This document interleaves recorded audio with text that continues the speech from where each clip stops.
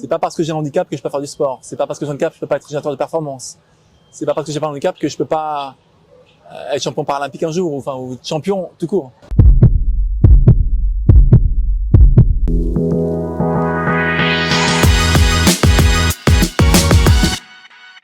Hello la team Kunto, bienvenue dans ce nouvel épisode. Aujourd'hui, nous sommes ravis d'accueillir David Smetanine, l'ambassadeur de Kunto. Vraiment un peu comme un parrain, il nous suit depuis le début, depuis que ça a été créé, depuis 3 ans maintenant. C'est ça. C'est vraiment un beau parcours et justement, j'avais hâte que tu viennes, qu'on puisse partager un petit peu sur les conseils que tu peux apporter à la communauté Kunto et quel encouragement tu pourrais leur dire parce que tu as vécu beaucoup d'aventures et déjà très jeune, à l'âge de 21 ans, tu as vécu un accident de voiture Oui. qui t'a rendu tétraplégique. C'est ça. Partiellement.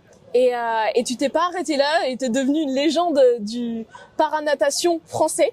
Et avec 6 éditions de Jeux paralympiques. 6 jeux, c'est ça. 6 jeux. Si je me souviens bien, Athènes, Pékin, Rio, Tokyo.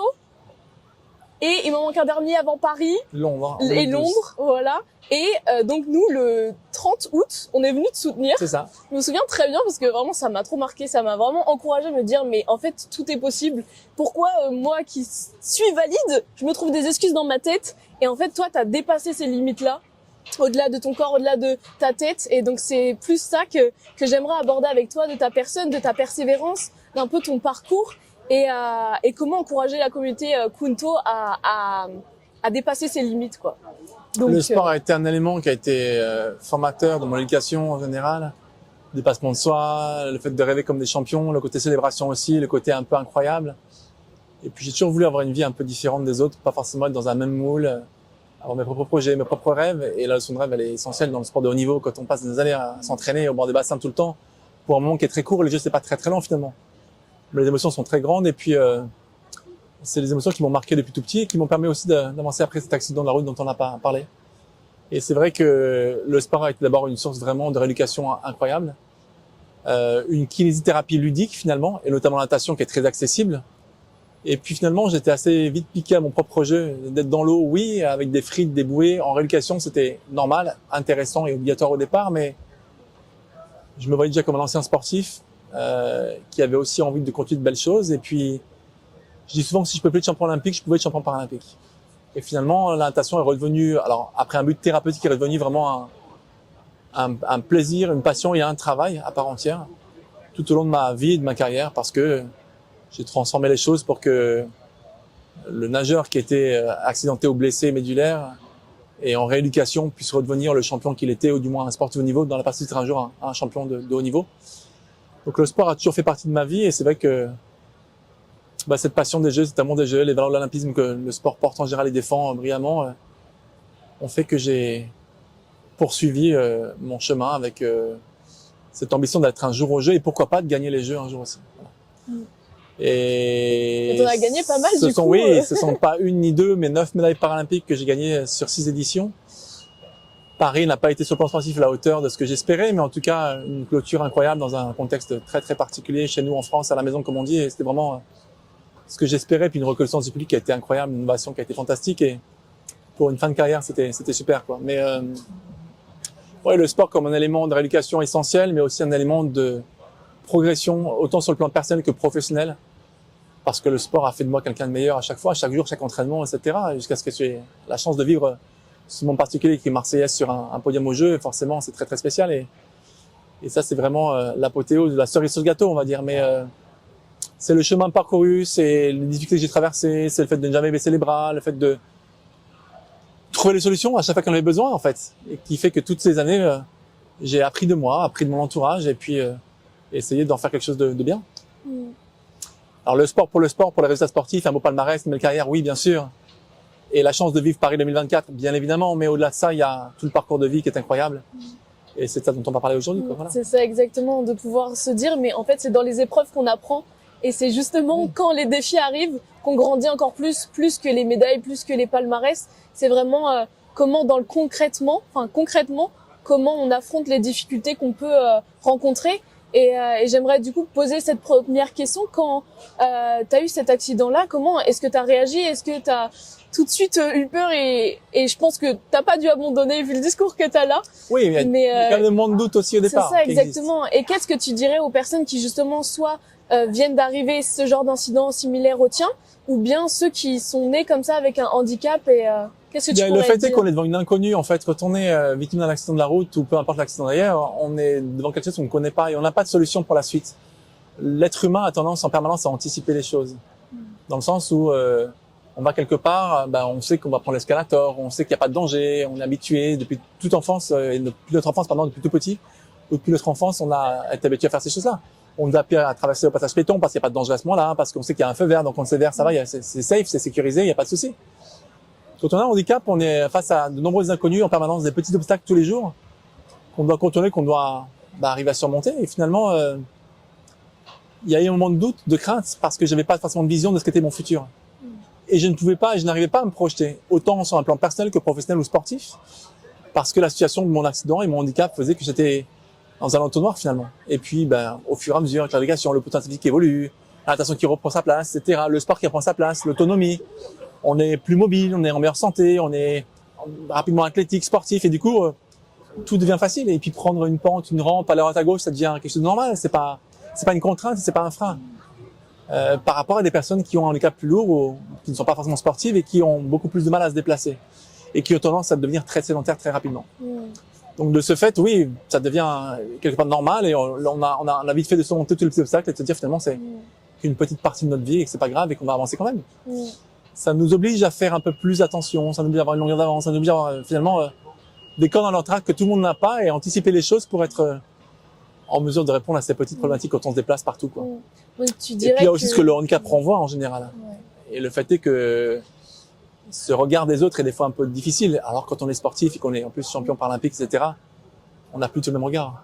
Donc c'est un avantage qui est intéressant et c'est en ça que le sport est beau en fait. Il reconnaît une valeur extraordinaire de performance, de dépassement de soi, etc. à toute personne, y compris les personnes qui se sentent sans handicap. C'est pas parce que j'ai un handicap que je peux pas faire du sport. C'est pas parce que j'ai un handicap que je peux pas être générateur de performance. C'est pas parce que j'ai pas un handicap que je peux pas être champion paralympique un jour, ou champion tout court. Et au contraire, le fait d'être sportif nous permet finalement d'aller plus vite que tout le monde.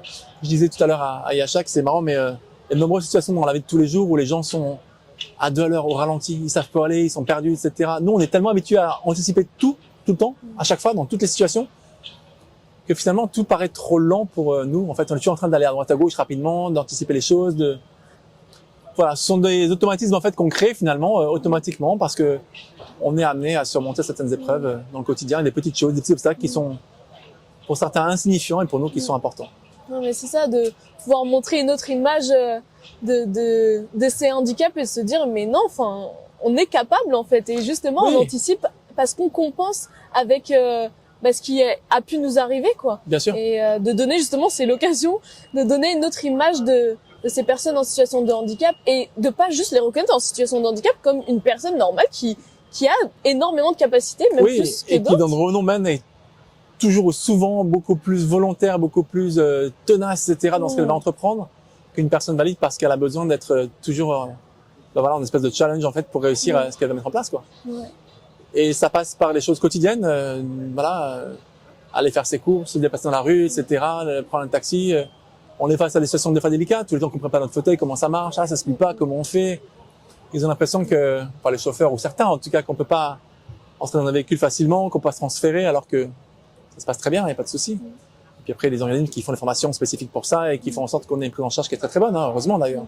On fait d'ailleurs la promotion en ce moment pour Uber, à travers une publicité qu'on fait pour promouvoir la mobilité pour tous et le fait que ça se passe très très bien et qu'au contraire, il y a des transports qui sont très accessibles de par la nature des gens, de par les chauffeurs, les professionnels du transport en fait, qui sont extrêmement bienveillants, extrêmement accueillants et puis parce qu'il y a une flotte de véhicules qui est tout à fait adaptée en fonction des situations, tout simplement, quoi.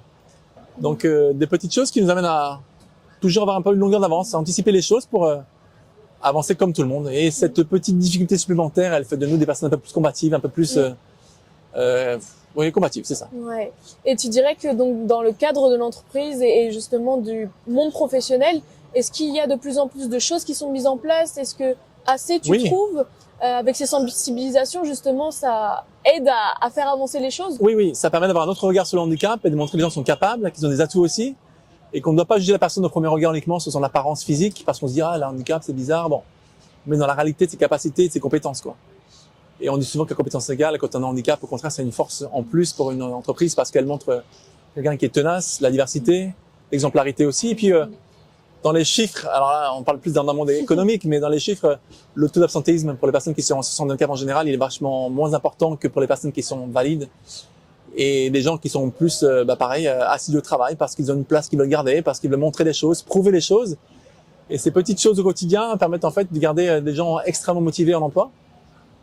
Et puis les gens qui vont trouver les solutions, quelles que soient les circonstances, alors que d'autres parcours et d'autres personnes dans une vie plus classique, plus conventionnelle, on va dire, et qui n'ont pas forcément de handicap, se retrouvent dans des situations où ils vont plus facilement baisser les bras, plus vite peut-être que d'autres. Et voilà, mais les chiffres sont clairs. Le taux d'absentéisme au travail pour une personne en situation de handicap est bien moins élevé que pour les personnes valides. Donc c'est un message très fort qu'on renvoie de dire oui, on a une difficulté, mais on l'a surmonté cette difficulté. Et quand on arrive dans une entreprise pour travailler, on n'a pas besoin de montrer quoi que ce soit. On veut juste que l'endroit soit adapté pour nous permettre de travailler comme tout le monde, un aménagement de poste par exemple, ou simplement un accès dans l'endroit, une rampe, etc. Et c'est pas très compliqué à mettre en place. Mais simplement de dire qu'on est autant capable que les autres, si ce n'est plus encore, parce que on a cette capacité de surmonter les petites choses et de trouver des solutions en permanence, parce que finalement c'est notre quotidien. Voilà.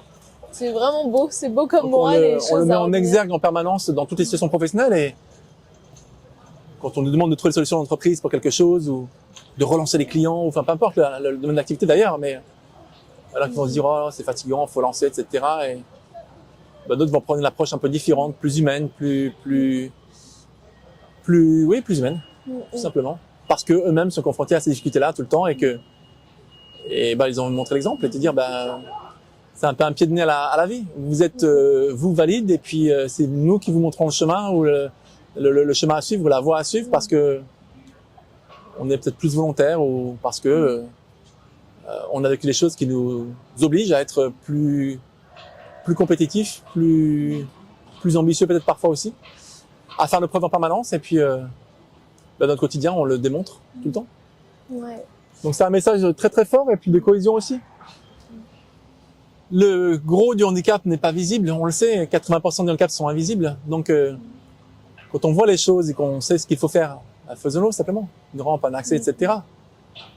La vraie difficulté pour le handicap, c'est quand on a ces fameux 80% de handicap invisibles, et que là on ne sait pas comment s'adresser à une personne, quelles sont ses contraintes, etc. Et là il faut vraiment s'exprimer, il faut parler aux gens, il faut les accompagner le possible, il faut prévoir aussi autour de soi que cette personne-là peut être à un moment donné fatiguée, fragile, etc. Bon, c'est une question d'approche, de discussion, de rencontre avec les gens, et une question d'hommes et femmes simplement. Voilà. C'est pas... Et quel conseil tu donnerais justement à ces personnes qui n'osent pas dire leur handicap et pouvoir sortir du silence finalement?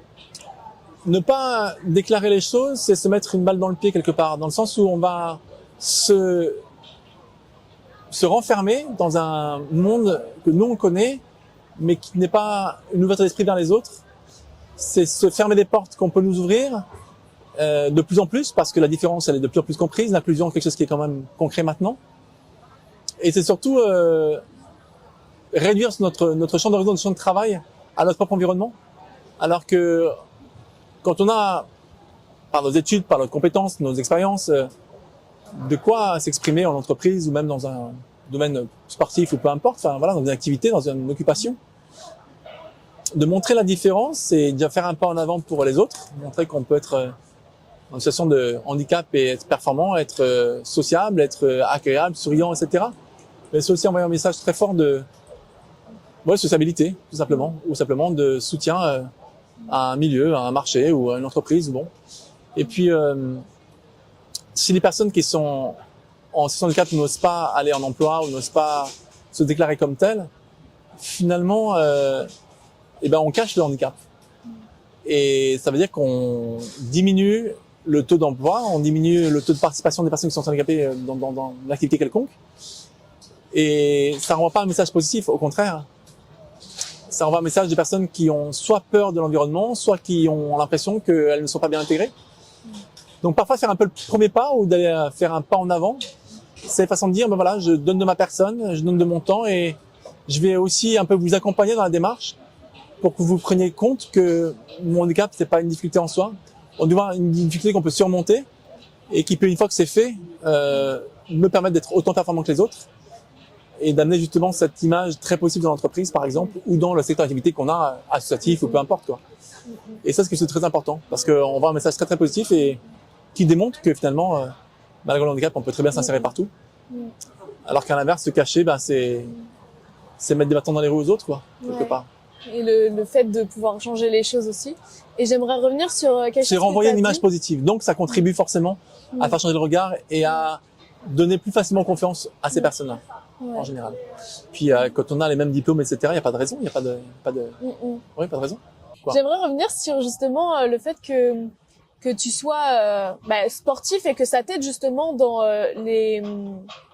comme les pratiques du quotidien, de pouvoir monter les rampes, de pouvoir anticiper. Ah oui. Et justement, de ces personnes qui se disent moins sportives, mais en situation de handicap, est-ce que tu trouves que Kunto, justement, peut pallier à ce genre de soucis en disant, mais non, en fait, tout le monde peut faire du sport et ça peut anticiper le fait d'aider dans la vie quotidienne de toutes les tâches à effectuer? Bien sûr, au-delà de l'image, c'est aussi l'application qui est mise en place, avec toutes les solutions qui sont proposées et de façon très concrète pour encourager les personnes en handicap à faire du sport. D'abord parce que c'est un gain d'autonomie, c'est aussi une question de prévention des risques de santé, etc. Quand on est en fauteuil, on se blesse un peu les épaules. Quand on est en béquille, on a mal au bras, etc. Bon, on encourage la mobilité parce que la mobilité, c'est la santé, c'est la clé de tout, du travail, de l'emploi, de la rencontre avec les autres. Si on est immobile, si on est sédentaire, si on est chez soi enfermé, on se ferme de plein de portes qu'on peut ouvrir et qu'on peut ouvrir et franchir, ou des difficultés qu'on peut, auxquelles on est confronté parfois, mais qu'on peut surmonter parce que ces difficultés, elles ne sont pas un frein général à tout. Elles sont juste passagères et elles nous permettent, une fois que l'obstacle est franchi, d'aller à la rencontre des autres et de faire plein de choses. Mais l'encouragement à la pratique sportive vient dans ce sens-là. La mobilité qui est essentielle pour nous, encore plus. Faire du sport, c'est important pour la santé, mais quand on a un handicap, c'est même l'essence même de la vie, quoi. C'est une obligation. Parce qu'on est toujours confronté à les petits obstacles par-ci par-là, des rampes, des dévers, etc. Et que si on n'est pas un minimum sportif, on est très vite limité dans nos déplacements. Et si on est limité dans les déplacements, on est limité dans tout, quoi, forcément. Et Kunto a mis en exergue ces choses-là. D'abord, dans son application, dans la volonté manifeste de dire, nous, on a envie d'encourager les gens à le faire, mais on veut donner les solutions pour le faire. C'est pas qu'un grand message, une grande phrase, avec une politique locale de l'association ou de l'entreprise. C'est encourager à travers un message très clair et fort que c'est quelque chose qui est important pour telle et telle raison, dans tous les secteurs. Et je viens de le dire, c'est d'abord la santé, ensuite, bien sûr, la mobilité, qui renvoie à une notion de rencontre avec les autres, parce que si on est sédentaire, qu'on est chez soi, qu'on est enfermé, on rencontre personne. C'est pour ça que tu as tout de suite adhéré au projet finalement. Oui, parce que j'étais conscient en tant que sportif qu'il y avait une chance qui était énorme de pouvoir être en super santé, de pouvoir faire des choses incroyables et que chaque distance, chaque obstacle n'était pas un frein. C'est même plutôt un moment rigolo, etc., un moment de challenge, un petit, quoi. Au point d'avoir fait le marathon de Paris, le marathon pour tous, juste quelques temps avant les Jeux paralympiques, 3 semaines avant, le 10 août. J'étais avec mon chef de délégation, Michael Jérémiaz. Et on a fait le 42 ensemble parce qu'on voulait lancer ce défi-là, c'était le marathon de Paris, c'était prestigieux, on s'est dit il est hors de question qu'on vive pas ça. Et sous prétexte, encore moins, sous prétexte qu'on soit en fauteuil roulant. Voilà. Alors oui, ça va monter, oui, ça va être à plat. Parfois, ça va descendre aussi. Bon, il faut un peu de caution physique pour ça, mais au-delà de ça, on voulait profiter comme tout le monde de l'événement, de l'endroit, des lieux qui étaient incroyables. De l'ambiance, de l'engouement populaire qui, moi, m'a boosté par rapport au jeu. Voilà, ça m'a donné un coup de feu incroyable. Dans la perspective de mes compétitions en natation juste après, quelques semaines après. Là où vous êtes tous venus d'ailleurs. Mais d'encourager la pratique du sport, c'est ça, quoi. Le lien social par le sport, il est extraordinaire déjà. Ça commence par là, mais aussi parce que il permet de gagner en autonomie, en mobilité, quoi. Et ça, c'est fondamental. C'est essentiel. Donc, Kunto a ce discours-là qui est très très fort. Et à travers des événements, à travers, bien sûr, l'application en général qui montre comment s'entraîner, comment faire un bon geste, comment être dans un programme qui est bien suivi, etc. Elle donne les bonnes pratiques, cette application, et les bonnes pratiques pour faire les choses avec la mesure du possible, dans la mesure du possible avec les moyens qu'on a, physiques et aussi psychologiques. On n'est pas tous très sportifs de très haut niveau, mais d'encourager à la mobilité, au mouvement en général et à la pratique du sport, tout simplement. Donc, chaque mobilité, chaque handicap, chaque problématique trouve une réponse, une solution à travers l'application. Et puis, il y a aussi une prise en compte générale du dispositif. On parle de sport, mais on parle aussi de santé, etc. Ça va avec, ça va de pair. On parle forcément un peu de nutrition aussi. On encourage les gens à bien manger, pas prendre trop de sucre, etc. Parce que on sait qu'une surcharge pondérale trop importante, c'est un frein à la mobilité, forcément. Donc, qui dit faire du sport, dit bien manger, bien se reposer, mais c'est cohérent. Voilà. Donc c'est aussi une volonté de Kunto de dire on vous accompagne dans un projet qui n'est pas uniquement un projet sportif ou de mobilité, dans une démarche générale, bienveillante pour vous encourager à faire les choses dans le bon sens. Et autant sur le plan sportif, dans la mobilité, que sur le plan nutritionnel. Voilà, parce que manger les bonnes choses, c'est aussi avoir l'énergie, c'est voilà. Et qui sont des choses qui sont importantes, notamment quand on a un handicap, encore plus que pour les autres. Voilà. D'être attentif à ces choses-là. Et il y a peu d'applications qui font ça, hein, très très peu. Donc le message était très fort, et puis je me suis dit, tiens, être un peu pionnier de cette innovation, de cette dynamique, c'est très bien. Et c'est cohérent pour un sportif de niveau qui a, grâce au sport, va transformer une véritable faiblesse ou une difficulté, le handicap forcément, en une opportunité incroyable pour me différencier des autres, pour avoir une plus-value et puis pour vivre simplement des gros moments incroyables, quoi, des gros moments ou des moments incroyables grâce au sport et notamment aux Jeux comme on a pu le voir à Paris. Justement, en parlant de moments incroyables, quel était un peu ton moment vraiment phare où t'as vraiment toute ta vie tu t'en souviendras de tous ces jeux ou une anecdote un peu il y en a plein, marrante. hein. Chaque jeu avec son lot d'histoire et ses moments qu'on a en mémoire, et chaque jeu nous a apporté quelque chose de particulier à travers les podiums bien sûr, mais pas forcément. La preuve, à Paris, j'ai été autant heureux que si j'avais été sur le podium, parce que j'ai une reconnaissance incroyable du public français, parce qu'on avait pour une fois tous les Français qui étaient là, et l'Arena Défense, c'était 17 000 places, c'était fou, quoi. Donc ouais, c'est cette visibilité-là, c'est cette passion du sport commune, et puis ce moment de partage avec le public qui était juste dingue. Et puis devant mes proches, mes amis aussi, voilà, de partager ça, et les messages que j'ai reçus d'ailleurs étaient juste incroyables. Donc mon premier titre, bien sûr, mais ma première médaille à Athènes en 2004, mon premier titre en 2008, qui était un peu une consécration pour moi, la Marseillaise, etc. Et puis toutes les médailles ont été fantastiques, chaque jeu a été incroyable, mais sans quoi je n'aurais pas fait 6, je pense. Ça a été une motivation à chaque fois, une nouvelle histoire, un nouveau projet, un nouveau challenge à construire pendant 4 ans, et puis on l'espère exceller au bon moment et très au bon moment.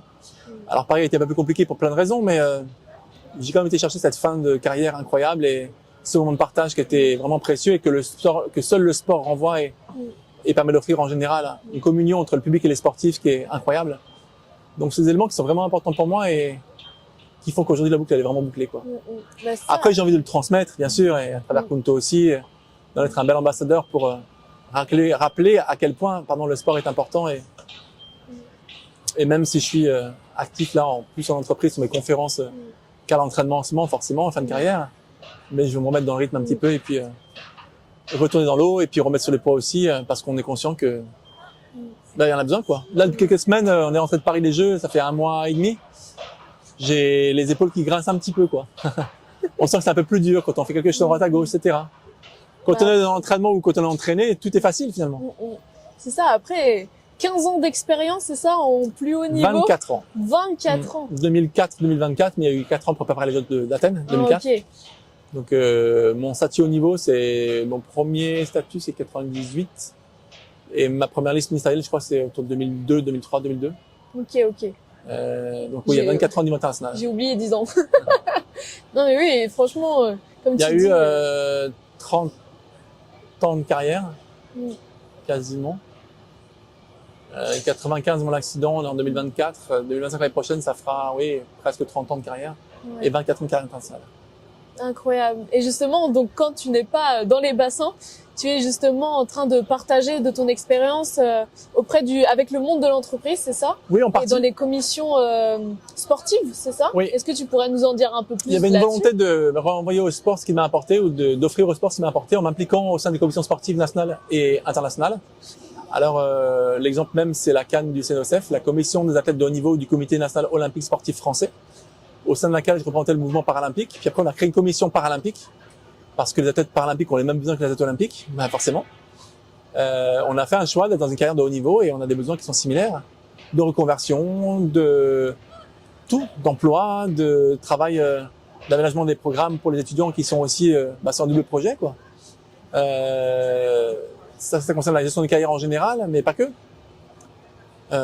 Toute la place que le sport doit prendre, autant chez les hommes que chez les femmes, l'égalité femmes-hommes par exemple, les problèmes de discrimination, de violence dans le sport qu'on doit gérer aussi. On parle aussi de la question du dopage quand même un petit peu parfois. Donc toutes ces choses sur lesquelles on doit prévenir plus que guérir, tant qu'à faire. Et on prêche la bonne parole. Donc c'est vraiment très très important et quoi de mieux que les athlètes pour parler aux athlètes? Donc je me suis engagé auprès des commissions sportives. J'ai été élu au niveau international aussi, auprès du comité international paralympique, au sein de sa commission des athlètes du comité paralympique. On a des athlètes qui sont élus pendant les Jeux, été et hiver, et qui représentent l'ensemble des athlètes du monde entier en fait. Et on aborde des sujets importants, les programmes des Jeux, les classifications, les sports qui rentrent, les sports qui sortent, les sports pour les différents types de handicap, les sports pour les gens qui ont un gros handicap, les besoins spécifiques à ça, liés à ça, la place des guides par exemple en compétition, il y en a qui accompagnent les sportifs, en athlétisme pour les gens qui sont déficients visuels par exemple, voilà, ça dépend des sports.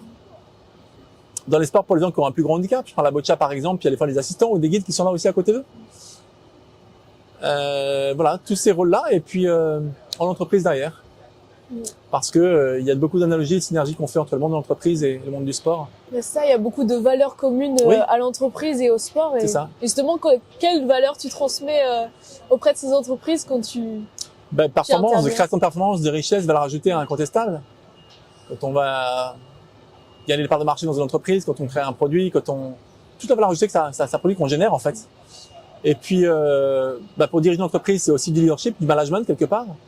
Donc, il faut avoir un esprit d'entrepreneuriat, il faut avoir un esprit de leader aussi, savoir gérer les problèmes, gestion de crise, cadrer les choses, planifier les choses, être un bon stratagème aussi, un bon manager, et puis la gestion du temps aussi en même temps, qui est importante. Chose qu'on maîtrise un petit peu quand même. J'ai géré de front ma carrière d'athlète et celle de sportif de niveau aussi, donc c'était cohérent. Et puis toutes les difficultés auxquelles un entrepreneur peut faire face à un moment donné, et auxquelles nous avons dû faire face en tant que personne en situation de handicap en général, et encore plus en tant qu'athlète, parce qu'un athlète, il est habitué à perdre avant de gagner. Et un chef d'entreprise, il est habitué aussi à perdre des choses, à pas forcément toujours tout réussir avant de gagner, quoi. Et de détecter donc qu'est-ce qui a pu ne pas marcher, Oui. comment ça se fait, quelle erreur j'ai pu Savoir se faire. remettre en question, détecter le problème, le résoudre ou apporter des solutions. Et dans le sport, c'est ce qu'on fait en permanence. La remise en question, la progression, la performance, les modifications à l'entraînement, les choses qu'on met en place. Et dans le but que le résultat soit optimum à la fin. Et puis la méthodologie aussi quelque part, la rigueur, voilà, l'ambition, La discipline, la l'ambition aussi, persévérance, ouais. l'ambition et la passion aussi. Dans une entreprise, d'un secteur d'activité, la cuisine, je sais pas moi, le B2B, enfin tout, quels que soient les métiers. Ouais, dès que ça part du cœur, en fait, tu trouves cette motivation à pouvoir entreprendre, pouvoir aller chaque matin y aller travailler. C'est un élément important qui nous donne le là tous les jours et qui nous permet de nous lever et d'aller exercer notre activité sportive ou professionnelle de façon motivée pour créer de la performance. Si on arrive avec la tête enfarinée là et puis un sourire dans la poche, on va pas aller bien loin, quoi. L'intention, elle passe aussi par là, ou elle est aussi dans ce sens-là quelque chose d'important. L'intention, c'est aussi le sourire, c'est ce qu'on va mettre en place, c'est voilà, toutes ces choses-là qui sont importantes. Et toi, qu'est-ce qui t'a toujours motivé alors dans la paranatation et dans la natation La quête de résultats, de performance, de faire les jeux un jour dans un sport qui est passionnant. La notion de glisse quand on nage, c'est fantastique, quoi. La difficulté de ce sport aussi, c'est pas un sport qui est facile, c'est un sport qui est quand même pas toujours très ludique. On voit les carreaux, on nage, mais c'est un beau sport avec des sensations qui sont incroyables et puis c'est l'amour des jeux, les valeurs du sport, l'olympisme, et la natation est un sport roi au jeu, donc voilà. Qu'est-ce que tu dirais comme message aux personnes, aux jeunes ou moins jeunes, qui aimeraient se lancer dans le sport de compétition ou même se lancer dans le sport en général, quoi?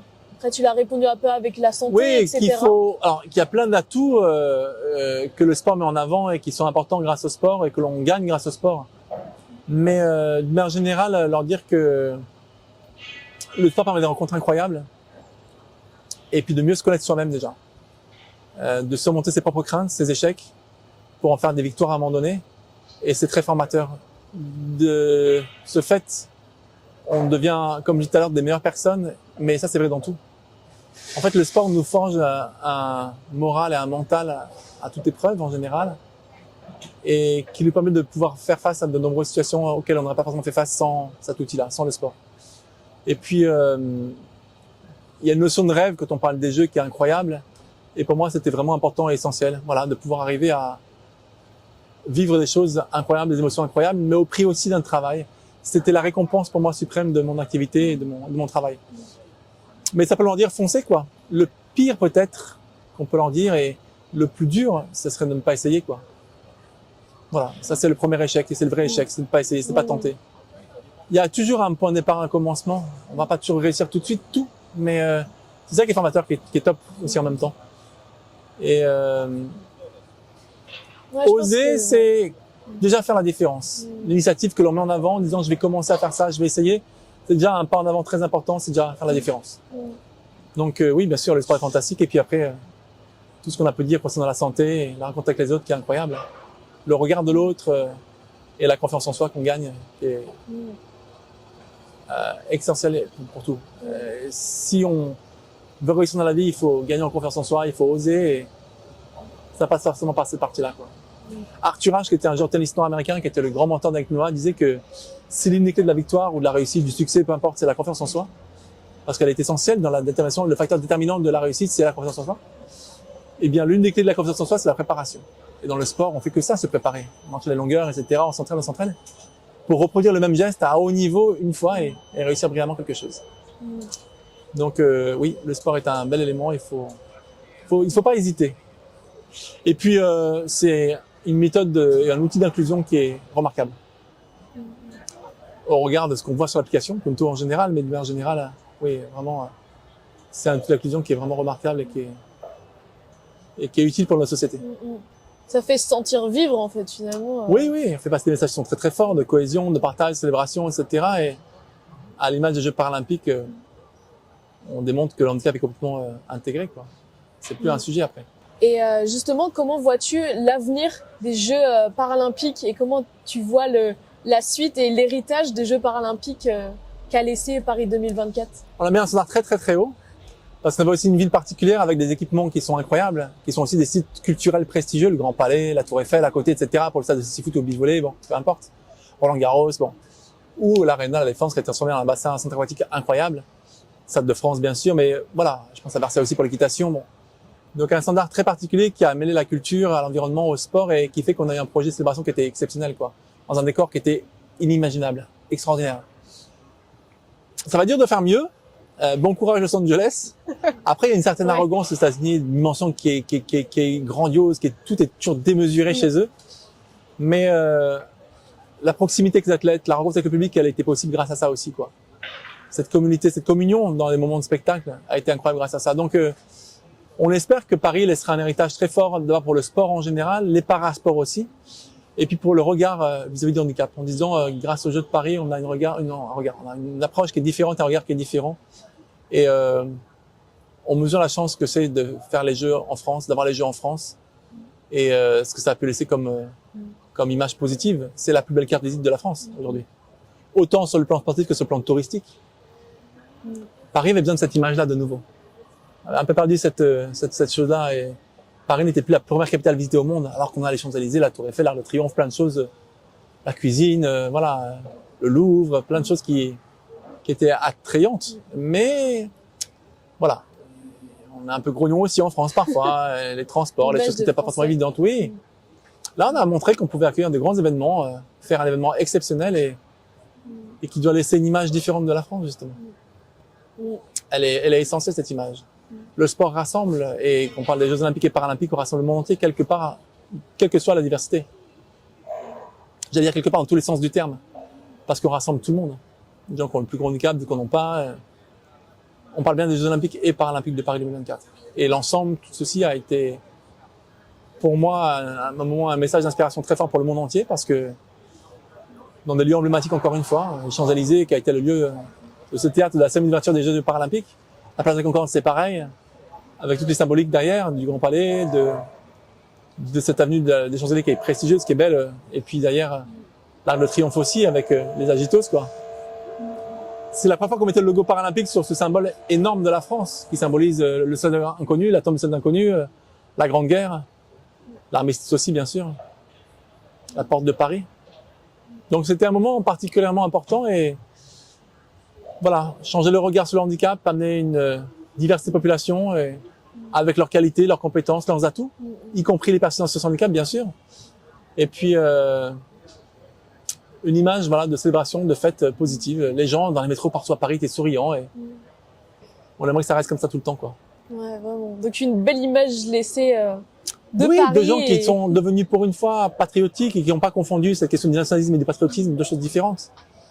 être fier de notre pays, de ce qu'on fait, l'engouement pour les Français, pour les champions. Le Club France avait était plein tous les jours, 20 000 personnes dedans, 20 000 personnes dehors, enfin c'était incroyable. Et une connaissance du monde paralympique aussi, et de l'impact et de l'importance du sport en général. Ouais. Oui, les Jeux paralympiques c'est une très belle vitrine du handicap, bien sûr. Il n'y a pas que ça. Donc on encourage, et notamment Kunto le fait très bien, on encourage à travers Kunto justement, entre autres. On serait un peu orgueilleux de dire qu'il n'y a que Kunto qui fait ça, dans le sens où on a en tout cas cette démarche-là très positive et favorable, grâce à Kunto, grâce à l'application, grâce à notre message, grâce à nos valeurs et grâce à l'engagement de la société en général.